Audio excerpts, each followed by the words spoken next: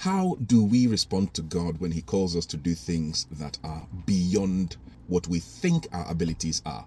There are two men in the Bible. There's a man called Moses and the other is a man called Jeremiah. God called these two men and their responses were radically different.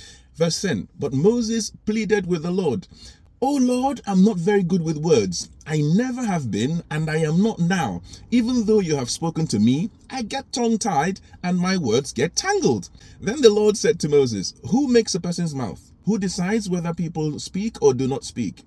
Hear or do not hear? See or do not see? Is it not I, the Lord? Now go. I will be with you as you speak, and I will instruct you in what to say." But Moses was not having any of it. Verse 13. But Moses again pleaded, "Lord, please send anyone else."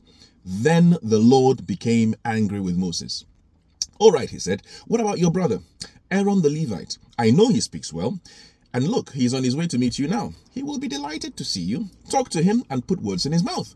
I will be with both of you as you speak, and I will instruct you both in what to say." Now, God made a compromise. This wasn't his perfect will. His perfect will was to interact with Moses directly and to get Moses to speak to the people of Israel. But because of Moses' whining and insistence, God had to make an alternate plan, which was different from what he wanted. Now, look at the contrast.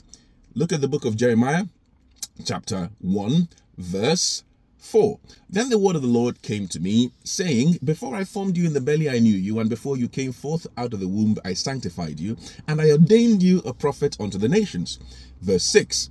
Then said I, Lord God, behold, I cannot speak, for I am a child. But the Lord said unto me, Say not, I am a child, for you will go to all that I will send you, and whatsoever I command you, you shall speak. Be not afraid of their faces, for I am with you to deliver you, said the Lord.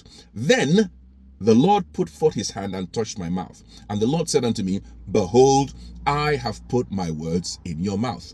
And that was the end of Jeremiah's argument. He never argued with God after that point.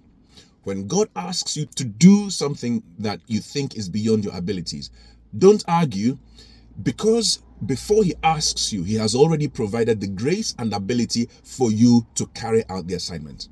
So don't be afraid, don't be intimidated, don't think about your own inabilities or inadequacies. Believe and completely trust in God's ability to see through his own work.